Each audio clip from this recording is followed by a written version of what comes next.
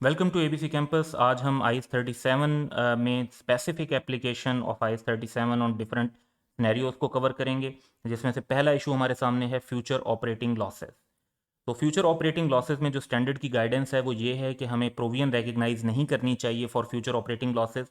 और इसकी रीज़न ये है क्योंकि फ्यूचर ऑपरेटिंग लॉसेस लाइबिलिटी की डेफिनेशन को भी मीट नहीं करते और ना ही जनरल रिकग्निशन क्राइटेरिया को मीट करते हैं, क्योंकि फ्यूचर ऑपरेटिंग लॉसेज है, फ्यूचर में ऑपरेशंस करेंगे तो लॉस होगा, तो इस वजह से कोई प्रेजेंट ऑब्लिगेशन नहीं होती अराइजिंग फ्रॉम पास्ट इवेंट। जो भी हमारा लॉस अराइज होना होता है वो फ्यूचर इवेंट की वजह से अराइज होना होता है, और इस वजह से हम इसमें लैक ऑफ प्रेजेंट ऑब्लिगेशन की वजह से प्रोविजन रिकग्नाइज नहीं करते।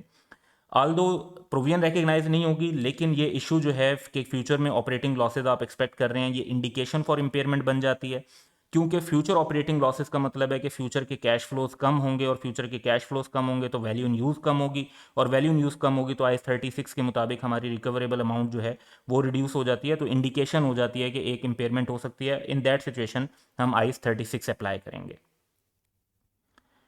दूसरा इशू है ऑनरेस कॉन्ट्रैक्ट का, और ऑनरेस कॉन्ट्रैक्ट में जो डेफिनेशन है कि एक ऑनरेस कॉन्ट्रैक्ट क्या होता है, तो an onerous contract is a contract in which the unavoidable cost of meeting the obligation under the contract, कि हमने जो कॉन्ट्रैक्ट किया उसमें अनअवॉइडेबल कॉस्ट जो है under the contract exceed the economic benefit expected to be received under it. यानी एक ऐसा कॉन्ट्रैक्ट अब हम कर चुके हैं जिसमें जिस टाइम किया होगा तो उस टाइम शायद सोचा होगा कि इसमें फ़ायदा होगा, लेकिन अब हालात ऐसे हैं कि उसकी अनअवॉइडेबल कॉस्ट ज़्यादा हैं और उससे हासिल होने वाले बेनिफिट्स जो हैं वो कम हैं। तो ऐसी सिचुएशन में क्या हमारी ऑब्लिगेशन होगी या नहीं होगी, ये डिपेंड करता है कुछ सिचुएशंस पर। और अनअवॉइडेबल कॉस्ट की ये जो टर्म है इसका मतलब क्या है, इन चीज़ों को हम कवर करेंगे। तो सबसे पहले हम देखते हैं कि अगर कैंसिलेबल कॉन्ट्रैक्ट हो, अगर तो कॉन्ट्रैक्ट कैंसिलेबल हो तो आपकी कोई ऑब्लिगेशन नहीं है, आपको नजर आता है कि आपको लॉस होगा, तो आप जाहिर बात है उस कॉन्ट्रैक्ट को कैंसिल कर देंगे। और कैंसिलेबल है, इसका मतलब है कि कैंसिल करने का आपके ऊपर कोई इंपैक्ट भी नहीं होगा, तो फिर तो आप इसमें कोई ऑब्लिगेशन नहीं है और कोई प्रोविजन रिकग्नाइज करने की जरूरत नहीं है। So many contracts, for example, some routine purchase orders can be cancelled without paying compensation to the other party, and therefore there is no obligation। और क्योंकि कोई ऑब्लिगेशन नहीं है तो प्रोविजन भी रिकग्नाइज नहीं करेंगे। लेकिन अगर हम बात करते हैं नॉन कैंसिलेबल कॉन्ट्रैक्ट्स की, तो उसमें प्रोविजन रिकग्नाइज करनी पड़ेगी। Reason, other contracts establish both rights and obligations for each of the contracting parties. If an entity has a contract that is onerous, the present obligation under the contract shall be recognised and measured as a provision. अब क्यों है हमारी present obligation, क्योंकि जब आप contract sign करते हैं तो उस दिन आपकी ऑब्लिगेशन क्रिएट हो जाती है। Signing of the contract is the obligating event. अब ऐसा कॉन्ट्रैक्ट जिसे हम कैंसिल नहीं कर सकते, उसमें अनअवॉइडेबल कॉस्ट क्या होती हैं?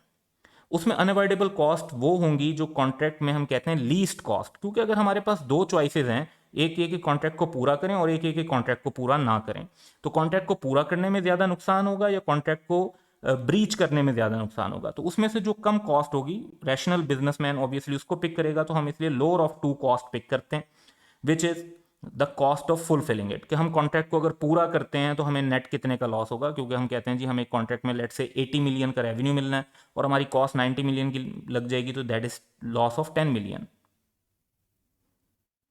लेकिन हम कहते हैं कि अगर हम कॉन्ट्रैक्ट की ब्रीच कर देते हैं, उसे पूरा नहीं करते, तो फिर हमें कंपनसेशन देनी पड़ेगी, डैमेजेस पे करने पड़ेंगे, पेनल्टीज देनी पड़ेंगी।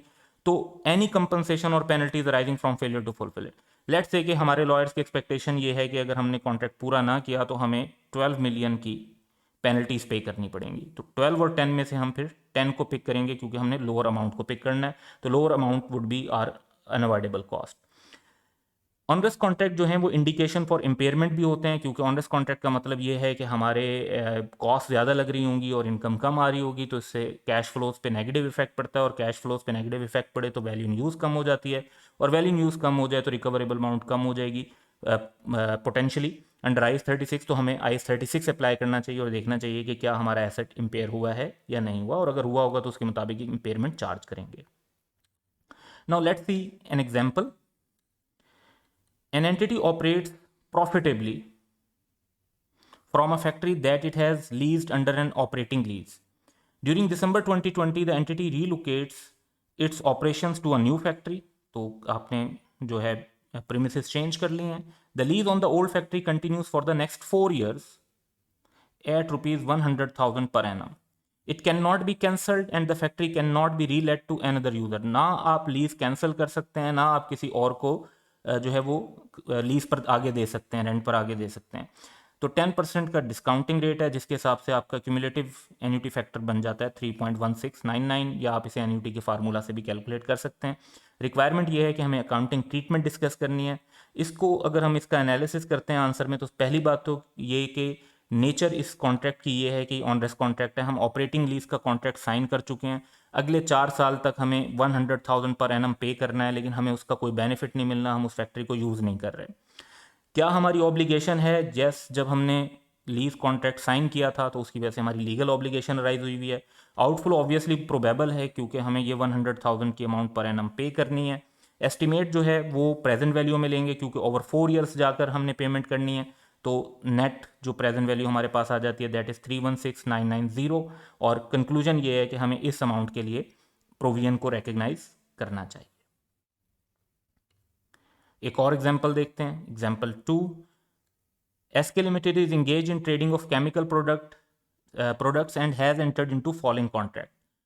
On December 20, 2020 with XYZ Limited, a firm contract यानी cancelable नहीं है, firm contract है, to buy 500 units of product X at ₹10 to be delivered on January 20, 2021, यानी डिलीवर हमने जो होने हैं वो ईयर एंड के बाद होने।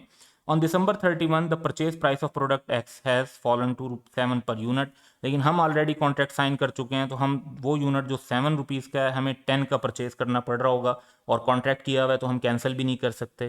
तो क्वेश्चन की रिक्वायरमेंट ये है कि जर्नल एंट्री पास करें ईयर एंड पर। तो आंसर ये है कि फर्म परचेज कॉन्ट्रैक्ट में हमें 3 रुपीज़ पर यूनिट का नुकसान होगा, 500 यूनिट हैं तो टोटल लॉस 1500 का एक्सपेक्टेड है, तो हम loss debit and provision for on rest contract credit कर देंगे। और बाद में जब हम गुड्स परचेज कर रहे होंगे तो उस टाइम की एंट्री में बेसिकली हम ये देखेंगे कि जब हम इन्वेंट्री परचेज करेंगे तो हम 7 इंटू 500 यूनिट 3500 रिकॉर्ड करेंगे। जो हमने प्रोविजन रिकॉर्ड की होगी ये रिवर्स हो जाएगी 1500 से, और तब हम पेमेंट कर रहे होंगे तो वो हम पूरे 5000 की कर रहे होंगे, क्योंकि उस पार्टी के साथ जो हमारा कॉन्ट्रैक्ट है उसमें 500 यूनिट 10 रुपीज़ के हिसाब से हमने उनको पेमेंट करनी है। Restructuring next and major issue है स्पेसिफिक एप्लीकेशन का। तो रीस्ट्रक्चरिंग की डेफिनेशन के ऊपर पहले जाते हैं। A restructuring is a program that is planned and controlled by management and materially changes either the scope of business undertaken by an entity or manner in which that business is conducted। तो scope of business तो change करने का मतलब ये है कि अगर आप अपनी प्रोडक्ट रेंज ही चेंज कर लेते हैं, पहले आप टेक्सटाइल प्रोडक्ट्स में डील कर रहे थे, अब आप शुगर प्रोडक्ट्स में डील कर रहे हैं, पहले आप मेडिसिन में डील कर रहे थे, अब आप फूड आइटम्स में डील कर रहे हैं, तो ये आपका स्कोप ऑफ बिजनेस चेंज हो जाता है। और मैनर ऑफ द बिजनेस बिल्कुल ऐसे चेंज हो जाता है जैसे आप फिजिकल क्लासेस और ऑनलाइन क्लासेस का डिफरेंस ले लें, या आप कहते हैं कि पहले आप सेंट्रलाइज्ड ऑर्गेनाइजेशन स्ट्रक्चर के साथ चल रहे थे, अब डिसेंट्रलाइज्ड ऑर्गेनाइजेशन स्ट्रक्चर के साथ चल रहे हैं, तो ये भी रीस्ट्रक्चरिंग है। स्टैंडर्ड में कुछ एग्जांपल्स भी दी हुई हैं रीस्ट्रक्चरिंग की, लेकिन ये तमाम एग्जांपल नहीं है, इनके अलावा भी रीस्ट्रक्चरिंग के वेज हो सकते हैं।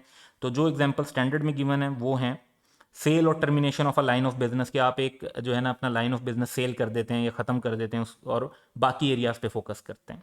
या closure of business location in a country और रीजन और the relocation of business activities from one country और रीजन टू अनदर। जब एक तो होता है कि विद इन सिटी कोई चेंज हुआ तो आपका इन्वायरमेंट वगैरह चेंज नहीं होता, लेकिन पूरा कंट्री का चेंज होना या मेन रीजन का चेंज होने का मतलब ये होता है कि ऑल टुगेदर आपका बिजनेस करने का स्टाइल बदल जाएगा, क्योंकि डिफरेंट कंट्रीज और रीजन्स के जो हैं रूल्स और जो वहाँ पे टैक्सेस हैं, जो वहाँ के लीगल रूल्स हैं, जो वहाँ पे कल्चर है, वो सब डिफरेंट होता है, तो अकॉर्डिंगली काफ़ी कुछ बदलना पड़ता है। इसी तरह change in management structure, for example eliminating a layer of management. तो अगर आप टॉल स्ट्रक्चर से फ्लैट मैनेजमेंट स्ट्रक्चर की तरफ जा रहे हैं, यानी फॉर एग्जांपल पहले आपके मैनेजमेंट स्ट्रक्चर में 5 लेयर्स थी और अब आप 4 लेयर्स की तरफ जा रहे हैं ताकि कम्युनिकेशन मजीद डायरेक्ट हो सके, तो ये भी रीस्ट्रक्चरिंग की एग्जाम्पल है। या fundamental reorganisation that have a material effect on the nature and focus of entity's operation, के आप अपने काम करने का अंदाज ही टोटल बदल रहे हैं, तो ये भी रीस्ट्रक्चरिंग है। अब प्रोविजन फॉर रीस्ट्रक्चरिंग कॉस्ट क्या रिकग्नाइज करनी चाहिए? तो ये सिर्फ तब रिकग्नाइज करनी चाहिए only when the general recognition criteria of for provisions are met. और जनरल क्राइटेरिया जो है रिकग्निशन का प्रोविजन का वो 3 स्टेप्स हैं। Present obligation arising from past event, number 2 outflow of economic benefit is probable, and number 3 reliable estimate is available. तो ये तीनों क्राइटेरिया जब मीट हो रहे होंगे तो प्रोविजन फॉर रीस्ट्रक्चरिंग रिकग्नाइज की जा सकती है।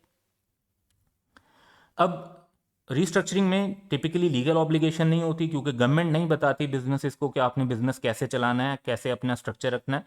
ये एंटिटीज़ खुद जो है फैसला करती हैं कि क्या उन्हें बिजनेस के स्ट्रक्चर को चेंज करने की ज़रूरत है या नहीं है। तो इसमें फिर कंस्ट्रक्टिव ऑब्लिगेशन को कंसीडर करना होता है।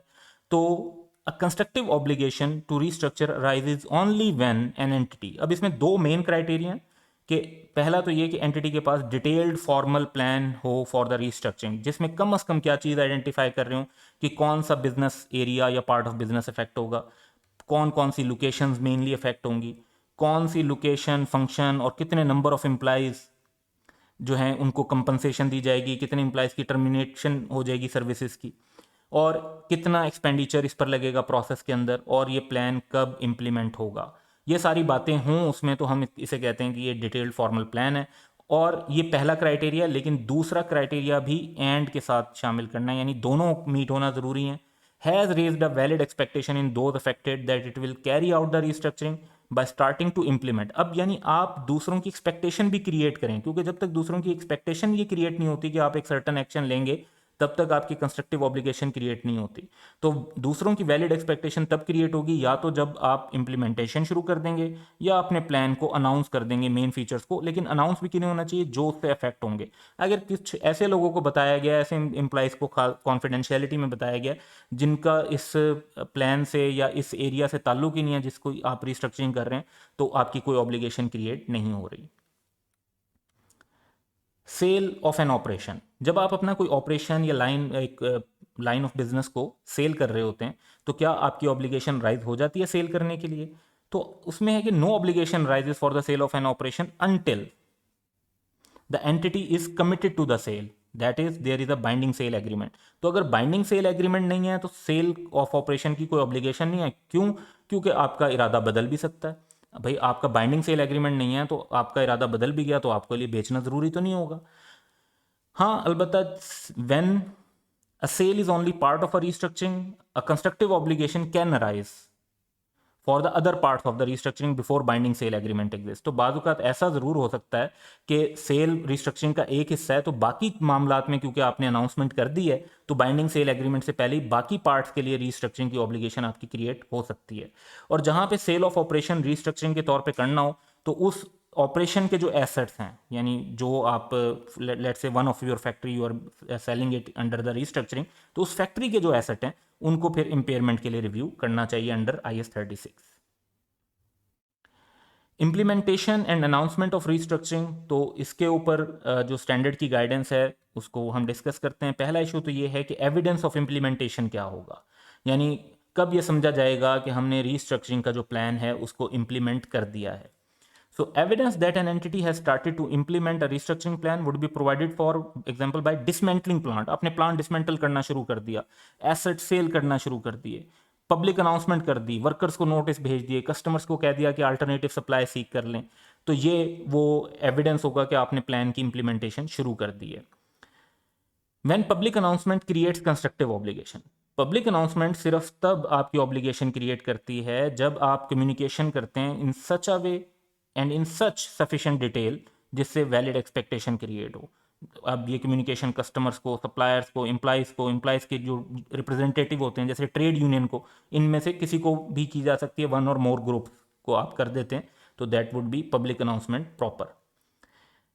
इम्पैक्ट ऑफ डिलेड इम्प्लीमेंटेशन, अगर हम आज अनाउंस करते हैं कि हम एक रीस्ट्रक्चरिंग करने जा रहे हैं और वो रीस्ट्रक्चरिंग हम करेंगे 10 ईयर्स लेटर, तो ये तो इतना लंबा टाइम है कि इसमें प्लान चेंज होने का चांसेस बहुत ज़्यादा बढ़ जाते हैं, तो इसमें फिर हमारी ऑब्लिगेशन क्रिएट नहीं होगी। If it is expected that there will be a long delay before the restructuring begins or that the restructuring will take an unreasonably long time, it is unlikely that the plan will raise a valid expectation। तो अगर आप किसी को ये बताते हैं कि हम 10-15 साल बाद जाकर ये करेंगे तो उससे कोई वैलिड एक्सपेक्टेशन क्रिएट नहीं होती।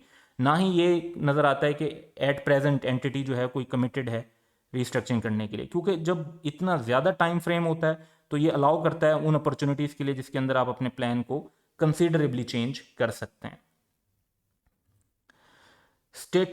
स्टेटस ऑफ मैनेजमेंट डिसीजन, अब हमने रिस्ट्रक्चरिंग में पढ़ा कि ना सिर्फ ये कि डिटेल्ड फॉर्मल प्लान होना चाहिए, बल्कि उसको इम्प्लीमेंट या अनाउंस भी लाजमी करें, तो तब जाकर ऑब्लिगेशन क्रिएट होती है। तो इसमें एक कॉन्सेप्ट जो है हम IAS 10 के पर्सपेक्टिव से अगर सबसे पहले देखते हैं, तो हमारी कंस्ट्रक्टिव ऑब्लिगेशन नहीं होगी अगर सिर्फ मैनेजमेंट ने फैसला किया है और उसको इम्प्लीमेंट या अनाउंस नहीं किया गया। So a constructive obligation is not created solely by a management decision. It must have been implemented or announced as well year end से पहले। अगर एंटिटी ने मैनेजमेंट ने डिसीजन ईयर एंड से पहले कर लिया था लेकिन इम्प्लीमेंटेशन और अनाउंसमेंट ईयर एंड के बाद हुई है, तो ये डिस्क्लोजर रिक्वायर्ड होगा अंडर IAS 10, ये एक नॉन एडजस्टिंग इवेंट होगा।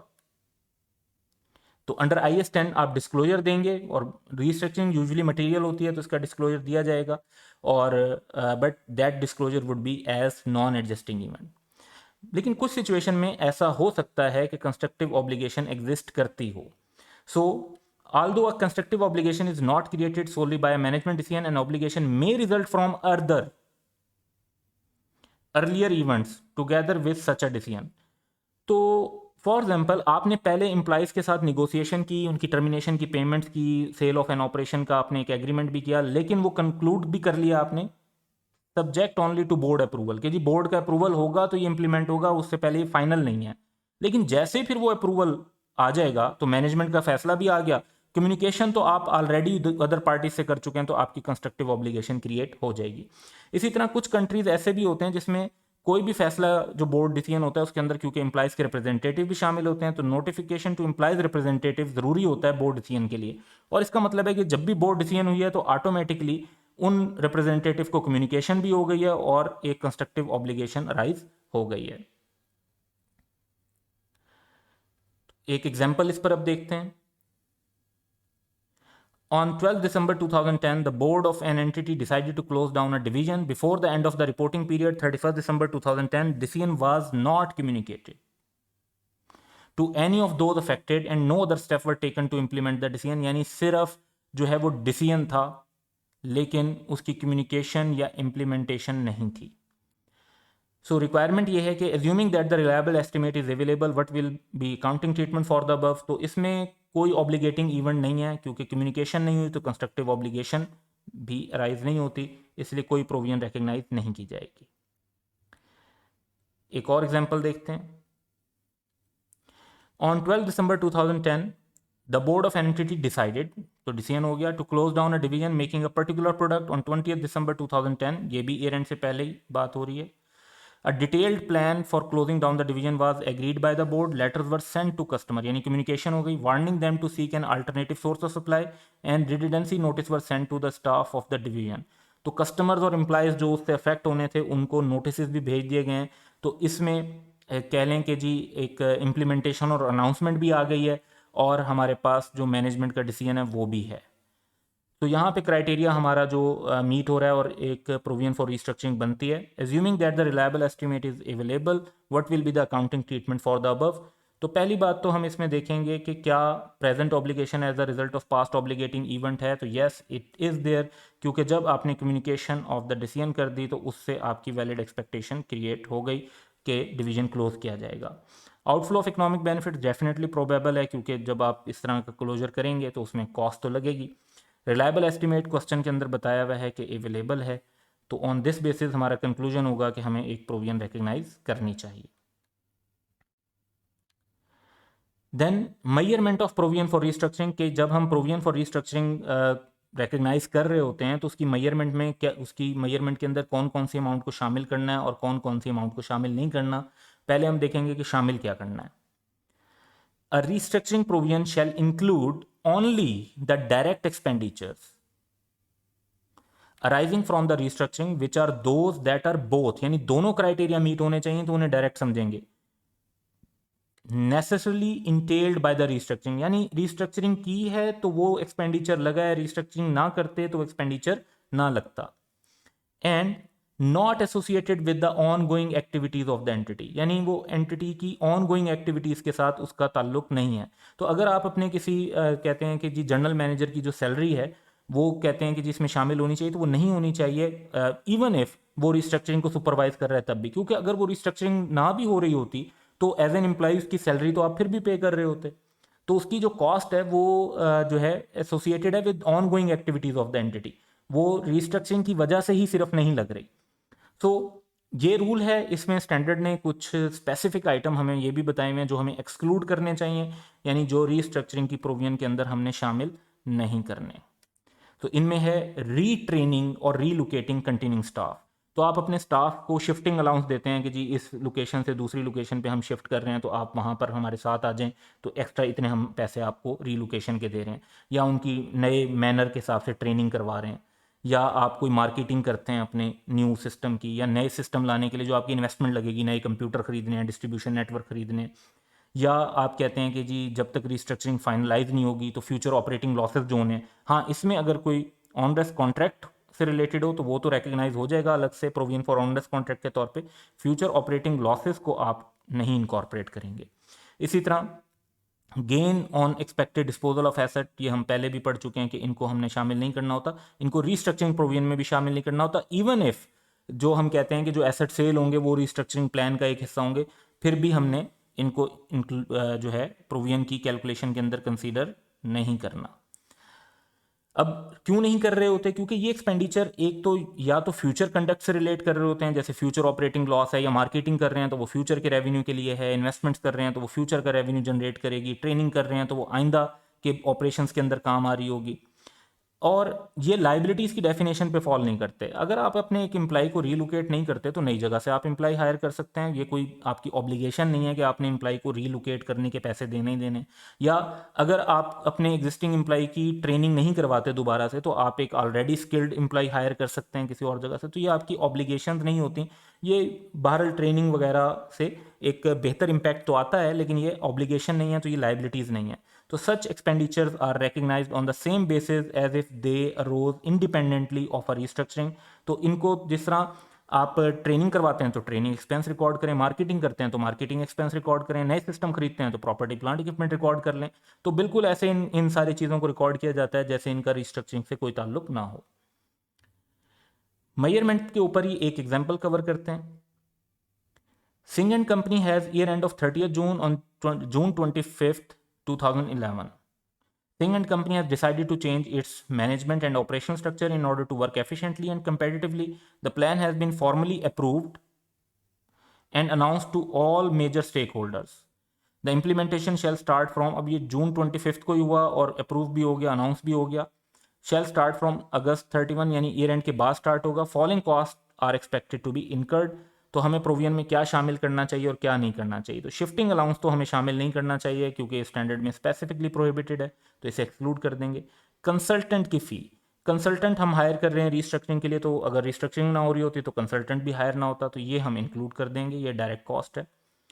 New computer and distribution network system, ये एक्सक्लूड करेंगे, ये जब खरीदेंगे तब प्रॉपर्टी प्लांट इक्विपमेंट के तौर पर रिकॉर्ड होंगे। स्टाफ ट्रेनिंग भी जब हम करवाएंगे तब एज एन एक्सपेंस रिकॉर्ड कर देंगे। एडवर्टीजमेंट भी जब हम करेंगे तो उनको उस एडवर्टीजमेंट को हम उस टाइम पर रिकग्नाइज कर लेंगे एज एन एक्सपेंस जब भी वो होगी।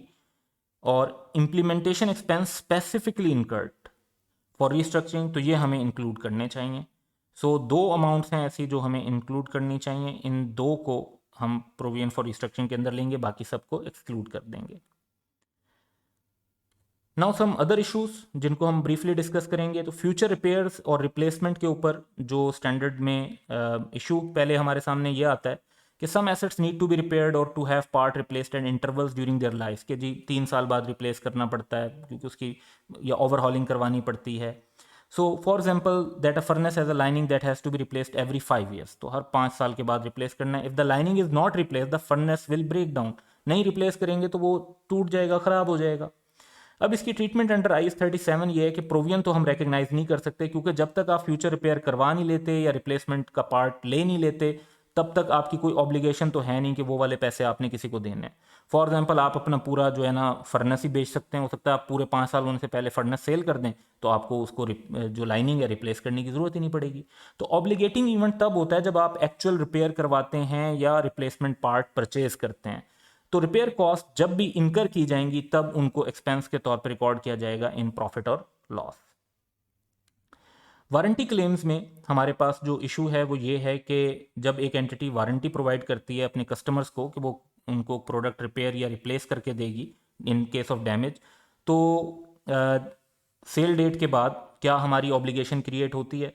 तो इसका ट्रीटमेंट ये है कि कंपनी रीजनेबली अगर एस्टिमेट कर सकती है कि जो वारंटी क्लेम आएंगे, जो कि मोस्टली होता है कि क्लेम ये पॉसिबल होता है, मेजरमेंट के अंदर भी हमने पढ़ा था, तो प्रोविजन रिकग्नाइज करनी चाहिए उन एंटिसिपेटेड क्लेम की कॉस्ट की।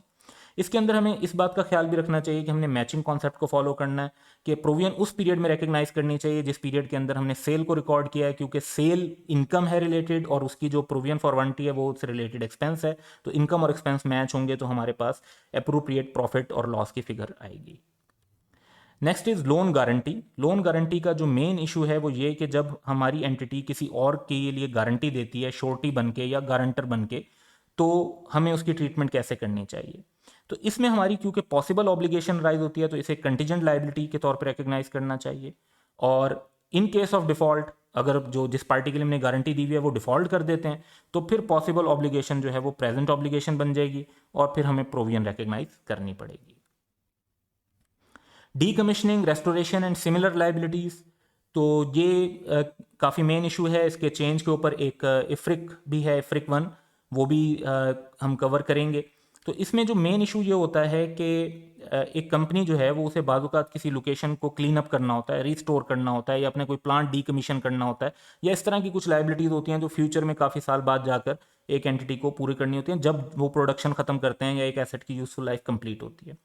तो इसमें ऑब्लिगेशन हमारी तब क्रिएट होती है जब या तो लॉ हो कोई, तो रिक्वायर्ड बाय लॉ है तो फिर हमारी लीगल ऑब्लिगेशन होगी, या फिर हमारे कोई पास्ट पब्लिश पॉलिसीज़ हैं, पास्ट प्रैक्टिसेस हैं जिनकी वजह से हमारी कंस्ट्रक्टिव ऑब्लिगेशन भी राइज हो सकती है।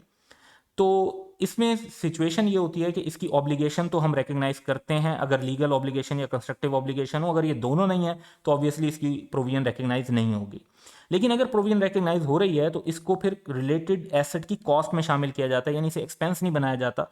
तो हमारी एंट्री बेसिकली होती है asset debit and provision credit. हालांकि ज़्यादातर प्रोविजंस के सिलसिले में प्रोविजन जब क्रेडिट हो रही होती है तो एक्सपेंस डेबिट हो रहा होता है, लेकिन एसेट भी डेबिट हो सकता है। IS-37 इनफैक्ट एग्जैक्टली किसी पॉइंट पर भी ये डिस्कस नहीं करता कि प्रोविजन जब आप क्रेडिट कर रहे हैं तो आपको एसेट डेबिट करना चाहिए या आपको एक्सपेंस डेबिट करना चाहिए।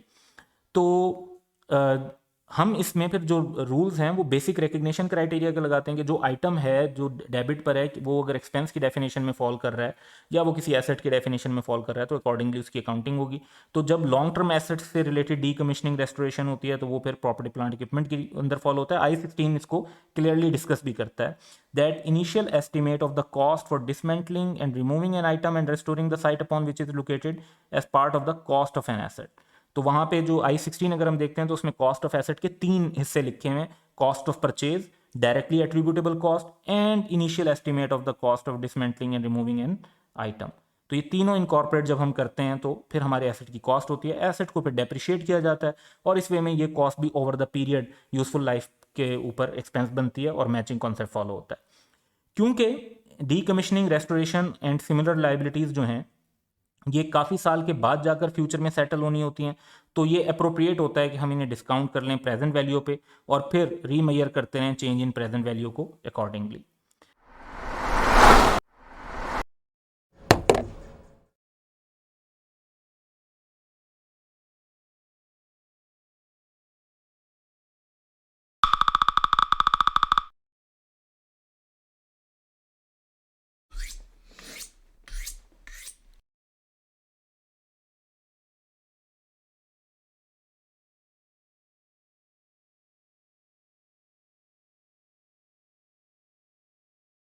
Welcome to ABC campus. आज हम IS-37 का एक पास्ट एग्जाम कर रहे हैं ऑटम 2019 में। क्वेश्चन का नाम है टर्क्वाइज लिमिटेड, 17 मार्क्स का क्वेश्चन है।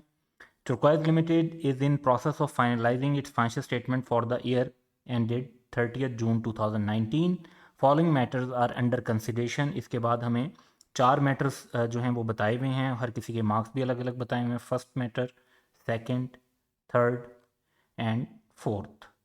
उसके बाद रिक्वायरमेंट हमें ये बताई हुई है कि discuss how the above issues, जो 4 इश्यूज हैं, should be dealt with in the financial statement of TL for the year ended 30 June 2019.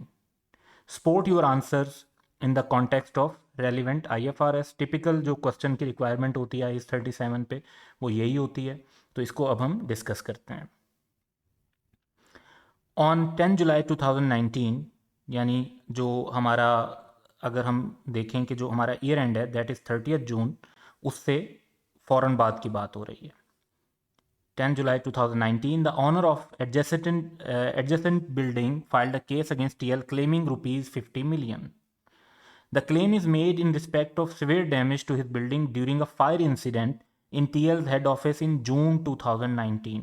तो एक बात तो ये कि ये एडजस्टिंग इवेंट हो गया, जिसकी वजह से अगर ऑब्लिगेशन हमारी अराइज होती है तो event, obligating event already year end से पहले जो है वो अकर हो चुका है। He is of the view that TL was negligent in maintaining fire safety systems in its head office.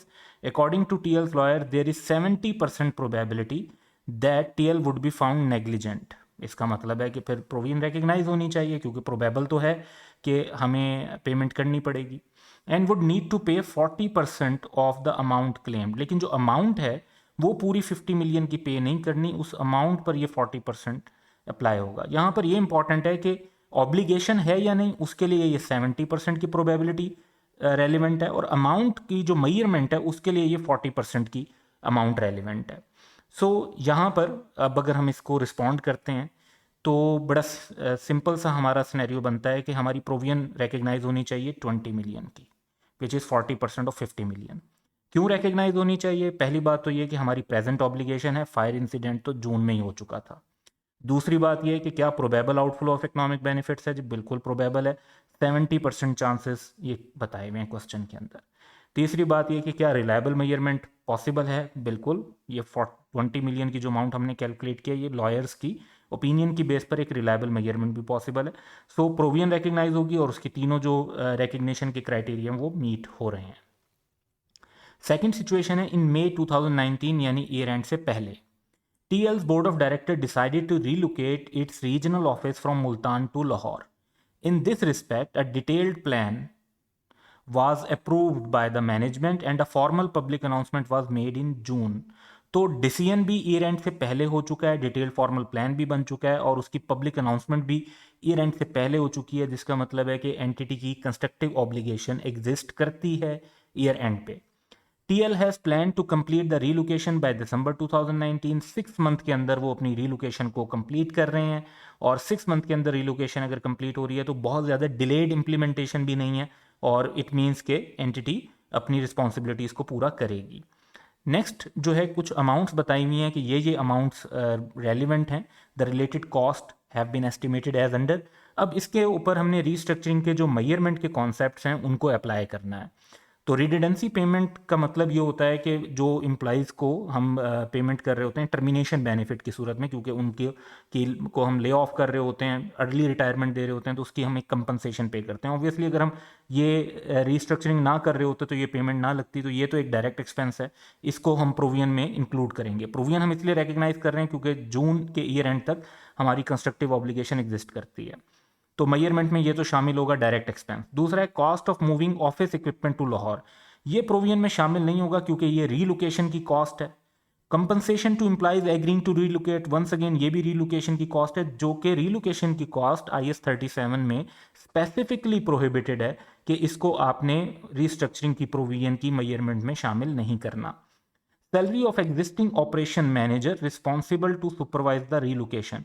तो एग्जिस्टिंग ऑपरेशन मैनेजर जो हैं वो, अगर आप ये रीस्ट्रक्चरिंग ना भी कर रहे होते, उनकी सैलरी तो आप पे ही कर रहे होते, तो ये एक ऑनगोइंग कॉस्ट है, ये भी प्रोविजन की मेजरमेंट के अंदर हम शामिल नहीं करेंगे।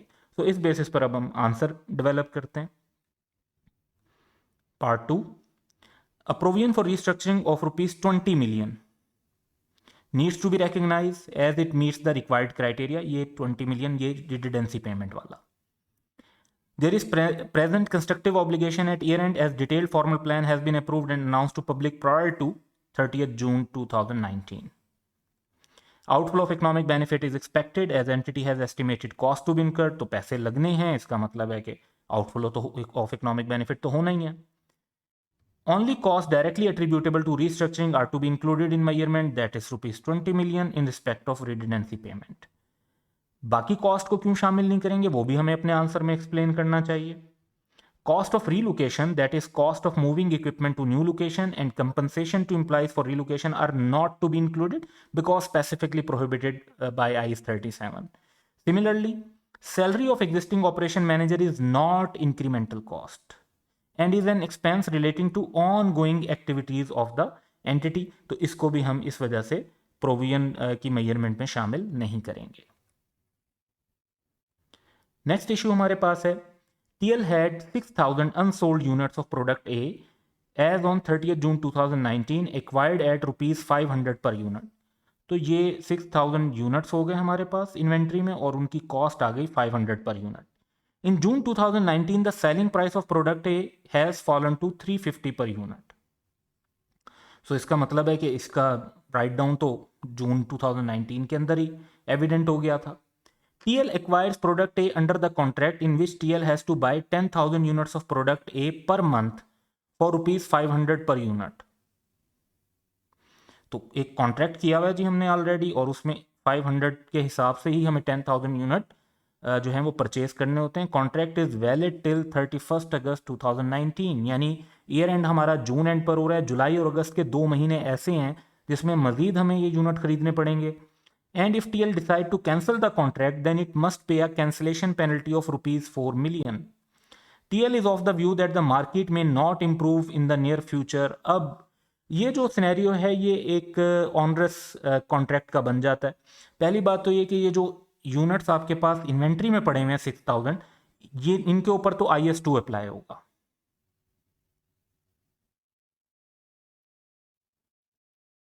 और IS2 के मुताबिक आप इन्वेंट्री को मेजर करेंगे lower of cost and NRV पर. जो मजीद आपने 10,000 यूनिट फॉर 2 मंथ्स परचेज करने हैं इनके ऊपर IS 37 अप्लाई होगा. किस कॉन्टेक्स्ट में अप्लाई होगा? ये ऑनरेस कॉन्ट्रैक्ट है.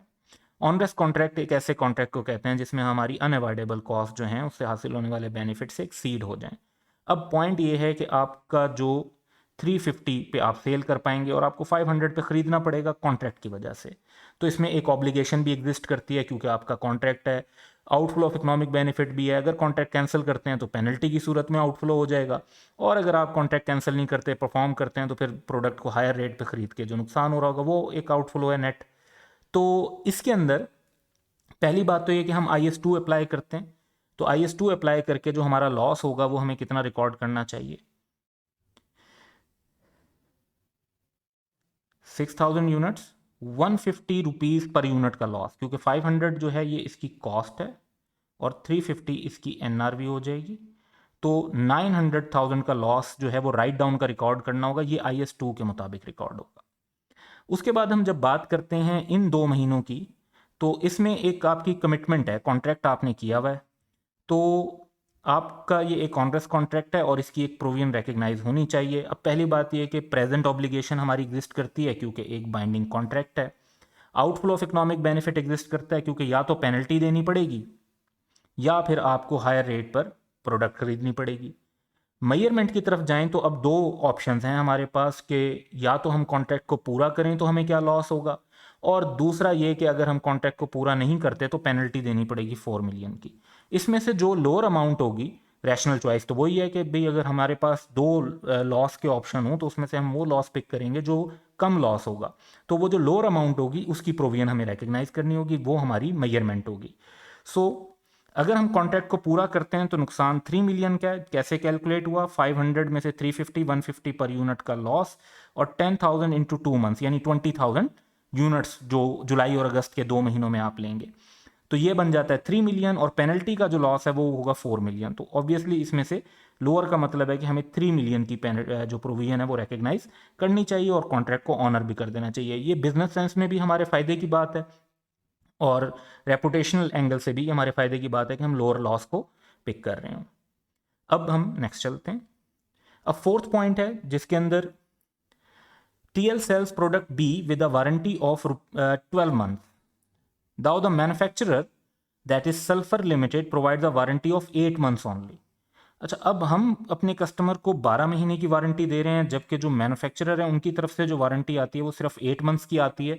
तो यानी हम 4 मंथ्स की जो एक्स्ट्रा वारंटी है वो हम अपनी तरफ से दे रहे हैं. Warranty services are provided by SL. यानी जो रिपेयर और रिप्लेसमेंट वगैरह होती है वो एसएल यानी सप्लायर करके देता है. However, TL is responsible if SL fails to honor its obligation for this warranty. यानी अगर जो मैन्युफैक्चरर है वो अपनी ऑब्लिगेशन पूरी ना करें तो इन दैट केस हमारी ऑब्लिगेशन बन जाएगी. तो इसमें पॉइंट जो है वो ये बन जाता है कि जो फर्स्ट 8 मंथ्स हैं इनकी ऑब्लिगेशन को सेपरेट देखना चाहिए और अगले 4 मंथ्स की ऑब्लिगेशन को सेपरेटली देखना चाहिए. So if warranty claim rises within 8 months SL does not charge any cost, यानी फिर हमें कोई पैसे नहीं देने पड़ते. तो और जो 8 मंथ्स के अंदर अंदर वो मैन्युफैक्चरर कर देता है. हाँ, अगर मैन्युफैक्चरर फेल हो जाए तो फिर हमें देने पड़ेंगे, तो वो हमारी एक पॉसिबल ऑब्लिगेशन बन जाएगी फर्स्ट 8 मंथ्स की, प्रेजेंट ऑब्लिगेशन नहीं होगी. However SL charges 500, 1000 and rupees 2500 for a minor, moderate and major defect respectively in each unit if the defect arises in the extended warranty period of 4 months offered by TL. तो first 8 months के तो हमें कोई पैसे नहीं देने पड़ते, वो वारंटी तो मैन्युफैक्चरर की तरफ से. जो एक्स्ट्रा 4 मंथ्स हैं उसके पैसे हमें देने पड़ते हैं डिपेंडिंग अपॉन के डिफेक्ट कैसा था, माइनर था, मॉडरेट था या मेजर था. The probability that a warranty claim in respect of a unit sold may rise is as under.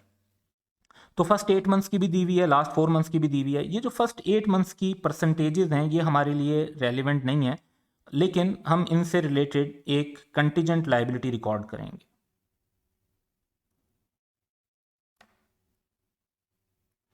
और जो लास्ट 4 मंथ्स हैं वो तो प्योरली हमारी ऑब्लिगेशन है, तो इसकी हम एक प्रोविजन रिकॉर्ड करेंगे.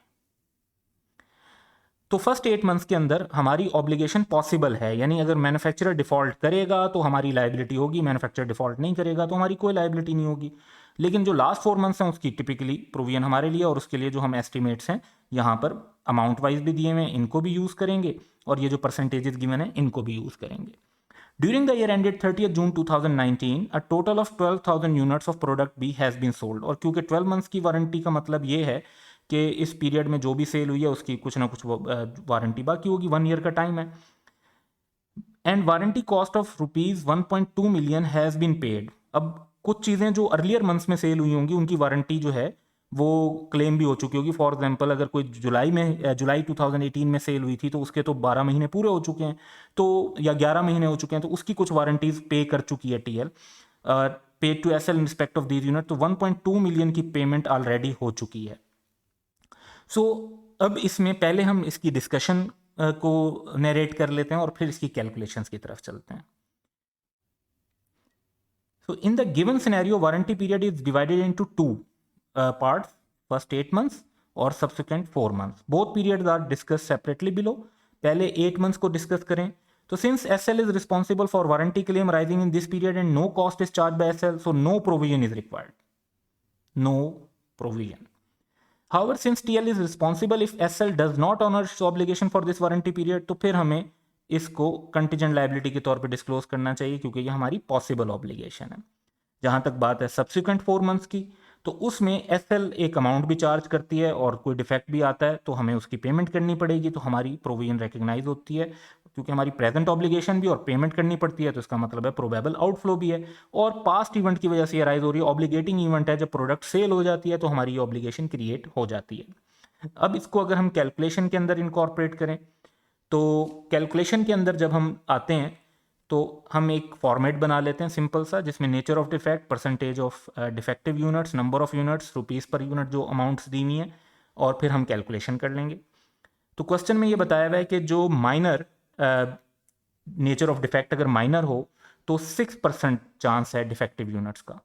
तो हमें जो टोटल यूनिट्स बताए हुए हैं वो 12,000 बताए हुए हैं. 12,000 का 6% जो है 720, और 500 की कॉस्ट लगेगी इस पर. तो 720 इंटू 500, 360,000 की अमाउंट लग जाएगी. इसी तरह अगर मॉडरेट हो तो परसेंटेज 10% की गिवन है, और जो इस हिसाब से 1200 यूनिट्स बनते हैं, और इस पर जो कॉस्ट लगेगी वो 1000 की लगेगी. तो ये अमाउंट हमारे पास 1.2 मिलियन की बन जाती है. इसी तरह अगर मेजर डिफेक्ट हो तो 5% प्रोडक्ट में चांस है, 2500 पर प्रोडक्ट हमारी कॉस्ट लग जाएगी 600 यूनिट पे, तो दैट वुड बी 1.5 मिलियन. तो हमारी जो टोटल इस साल की सेल से रिलेटेड प्रोविजन बनती है वो बनती है 3.06 मिलियन। इसमें से कुछ अमाउंट ऑलरेडी पे हो चुकी है, तो 1.2 मिलियन ऑलरेडी जो है वो क्लेम हो चुका है वारंटी का। तो बाकी जो अमाउंट बचती है उसकी हमें प्रोविजन रिकग्नाइज करनी चाहिए, दैट इज 1.86 मिलियन।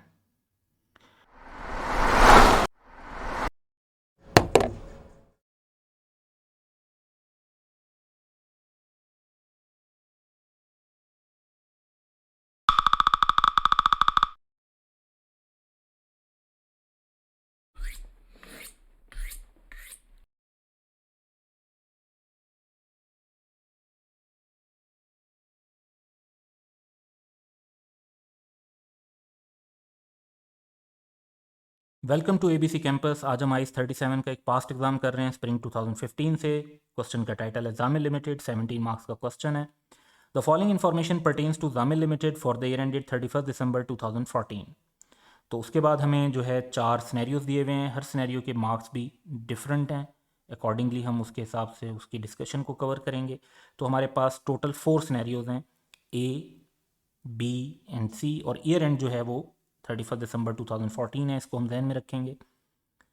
और फिर फोर्थ सिनेरियो के बाद जो रिक्वायरमेंट है वो है discuss how each of the above issues should be dealt with in GL's financial statement for the year ended 31 December 2014, quantify effects where practicable. तो जहाँ ऐसा डाटा अवेलेबल होगा कि हम कोई कैलकुलेशंस करके अमाउंट बता सकें तो वो हम कैलकुलेशंस भी देंगे।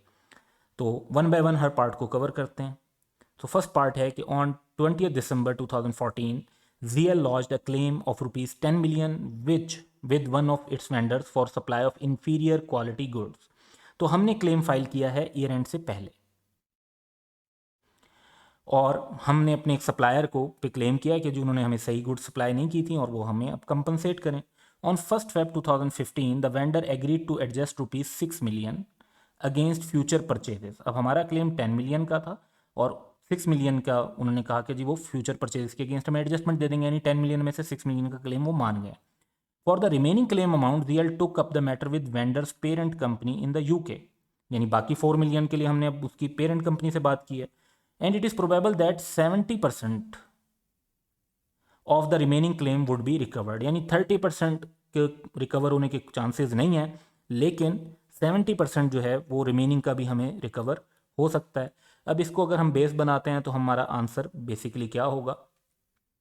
तो सबसे पहले तो हम जब ये देखते हैं कि ये जो फर्स्ट 6 मिलियन हैं इनको ये वर्चुअली सर्टन है कि हमें रिसीव हो जाएंगे, वेंडर इस पर एग्री कर चुका है और एग्री कर चुका है तो इसको हम रिकग्नाइज कर सकते हैं एज एन एसेट। तो claim to the extent of rupees 6 million is accepted by the vendor, therefore a claim would be recognized as an asset by ZL as it is virtually certain that it will be received।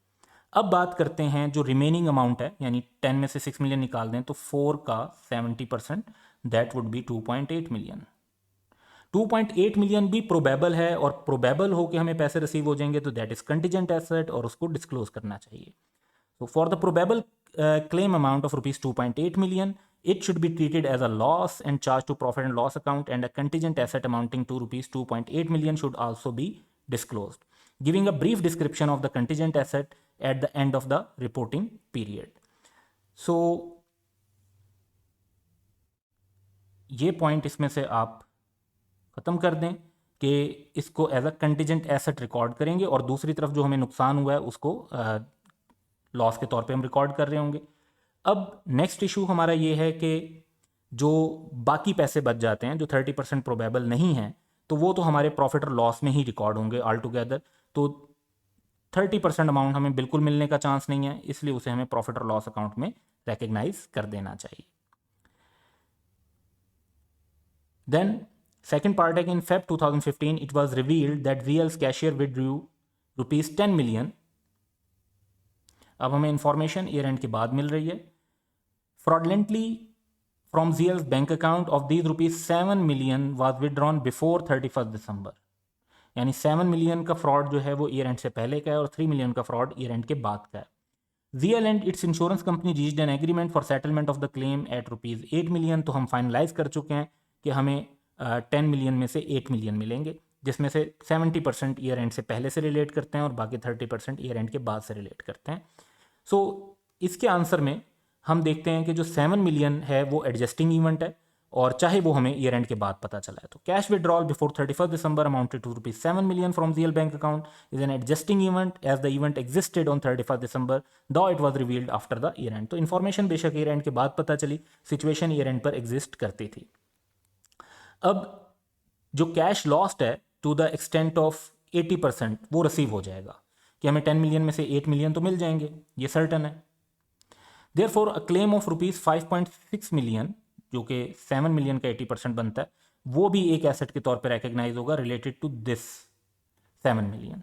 तो आप 7 million का कह लें कि loss हुआ, उसमें से 5.6 million मिल जाएंगे, रिमेनिंग 1.4 मिलियन को आप प्रॉफिट और लॉस में एज एन एक्सपेंस रिकॉर्ड कर देंगे। तो रिमेनिंग अमाउंट रिसीवेबल नहीं है, उसको आप प्रॉफिट और लॉस में एज एन एक्सपेंस रिकॉर्ड कर दें। अब बात आती है रिमेनिंग 3 मिलियन की, क्योंकि ये 7 मिलियन तो हमने डिस्कस कर लिए। जो रिमेनिंग 3 मिलियन है वो नॉन स्ट्रिंग इवेंट है और वो ईयर एंड के बाद इवेंट हुआ है, और अगर ये इवेंट हम मटेरियल कंसीडर करते हैं तो फिर हमें इसका डिस्क्लोजर देना होगा with related to its recovery, जो कि वंस अगेन उस 3 का 80% बनेगा, which would be 2.4 million amount. Next point है कि इन अक्टूबर 2014 ZL decided to relocate its production unit from Sakhar to Karachi. In this prospect, a detailed plan was approved by the management and a formal public announcement was made on 1 December 2014. तो public announcement जो है वो हम देख रहे हैं कि year end से पहले हो चुकी है, और रीस्ट्रक्चरिंग वाले सिनेरियोज को अप्लाई करें तो it becomes N adjusting event और हमारी ईयर एंड पे ऑब्लिगेशन एग्जिस्ट करती है। ZL has planned to complete the relocation by the end of June 2015, तो कमिंग 6 मंथ के अंदर हम एक्सपेक्ट कर रहे हैं कि रीलोकेशन कंप्लीट हो जाएगी, जिसमें हमें गिवन है कि रिजिडेंसी कॉस्ट लगेंगी, relocation of staff to Karachi लगेगा, स्टाफ ट्रेनिंग लगेगी, और salary of existing operation manager लगेगी जो रिस्पॉन्सिबल हैं कि वो रीलोकेट करेंगे, उसको सुपरवाइज करेंगे। अब पहली बात तो ये कि क्या प्रोविजन रिकग्नाइज होनी चाहिए? यस, प्रोविजन रिकग्नाइज होनी चाहिए। और क्यों रिकग्नाइज होनी चाहिए? क्योंकि 1 दिसंबर को जो क्राइटेरिया था वो मीट हो गया था। So a provision for restructuring cost is to be recognised as a formal restructuring plan has been finalised and approved by the management and formal public announcement was made prior to 31 December. तो हमारी constructive obligation 1 दिसंबर को rise हो गई। अब provision किस amount की बननी चाहिए? यस, रिजिडेंसी कॉस्ट की प्रोविजन तो बननी चाहिए। रीलोकेशन कॉस्ट और स्टाफ ट्रेनिंग और salary of existing operation manager, इनकी हम प्रोविजन के अंदर अमाउंट को इंक्लूड नहीं करेंगे। तो पहले तो हम डिस्कस कर देते हैं कि रिडेंडेंसी कॉस्ट की जो प्रोविजन क्रिएट होनी चाहिए 3.58 million. However a provision should only be made for redundancy cost of 3.58 million as it pertains to the closing of Sukkur unit. अब स्टाफ ट्रेनिंग और रीलोकेशन कॉस्ट, इन दोनों की जो प्रोविजन है वो क्यों हम शामिल नहीं कर रहे? क्योंकि ये फ्यूचर कंडक्ट ऑफ बिजनेस से रिलेट करती हैं और इनको रिकॉर्ड नहीं किया जाता। IS 37 में इनको स्पेसिफिकली भी प्रोहिबिट किया हुआ है कि इनको आपने मेजरमेंट ऑफ रीस्ट्रक्चरिंग के अंदर शामिल नहीं करना। फिर बात आ जाती है salary of existing operation manager, तो उसको भी हमने प्रोविजन में शामिल नहीं करना, क्योंकि IS 37 की रिक्वायरमेंट है कि जो एंटिटी के ऑन गोइंग एक्सपेंसेस होते हैं, यानी जो इंक्रीमेंटल ना हो, तो वो आपने शामिल नहीं करने प्रोविजन की मेजरमेंट के अंदर। तो salary of existing operation manager जो है ये इंक्रीमेंटल कॉस्ट नहीं है, ये एक ऑन गोइंग कॉस्ट है और इसको प्रोविजन की मेजरमेंट के अंदर शामिल नहीं होना चाहिए। Then we have last point, in December 2014 यानी ईयर एंड से पहले, a citizen committee of the area met with the director of the company and launched the complaint that ZL vehicle carrying chemicals are not fully equipped with the safety equipment and resultantly creating serious threats to the health of the resident. The management held a meeting in this regard on 25th December and decided to install the safety equipments in its vehicle. The estimated cost of installing the equipment is rupees 25 million. The company has neither legal obligation nor any published policy regarding installation of such safety equipment in its vehicles. अब year end पर अगर हम देखें तो हमारी कोई provision नहीं बनती, क्योंकि हमने अभी सिर्फ एक कह लें कि डिसीजन किया है और अनाउंसमेंट भी नहीं की। तो पहले तो हम ईयर एंड पर देखते हैं कि हमारी प्रोविजन क्यों नहीं बनती। So for the year ended ZL is not required to make any provision for liability due to non-installation of safety equipment to its chemical carrying vehicle as। अब हमें दो एस्पेक्ट कवर करने हैं। पहली बात तो ये कि क्या हमारी लीगल ऑब्लिगेशन है, so there is no law requiring ZL to install the safety equipment। तो लीगल ऑब्लिगेशन नहीं है, क्वेश्चन में खुद बताया हुआ है। दूसरी बात ये कि क्या हमारी कोई कंस्ट्रक्टिव ऑब्लिगेशन है, तो वो भी नहीं है। So there is no constructive obligation to install the safety equipment, क्योंकि ना हमारी कोई ऐसी पास्ट प्रैक्टिस है, ना क्वेश्चन में बताया हुआ है कि ना हमारी ऐसी कोई पब्लिश्ड पॉलिसी है in this respect. So decision जो है वो ईयर एंड से पहले हुई है। कॉस्ट सिर्फ तभी रिकॉर्ड की जाएगी जब हम एक्चुअली जो सेफ्टी इक्विपमेंट है उसको इंस्टॉल करेंगे, और उससे पहले हमें कुछ रिकग्नाइज करने की ज़रूरत नहीं है। तो there would be no provision recognise for this, and when the safety equipment would be actually installed, at that date we would record the cost of those safety equipment. So that's all for today. Have a good day.